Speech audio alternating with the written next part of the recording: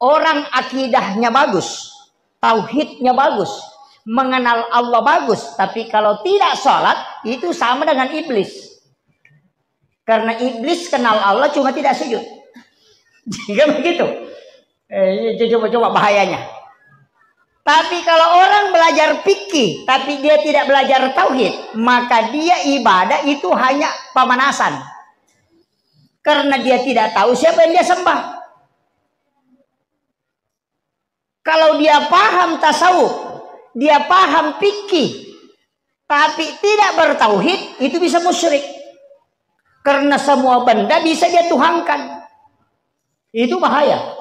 Makanya 3 hal ini penting dipelajari dalam agama. Tahu hukum, pelajari akidah, kemudian masuk ke tasawuf. Supaya apa? Akhlak kita bagus, kemudian ibadah bisa tenang, kemudian bisa sah.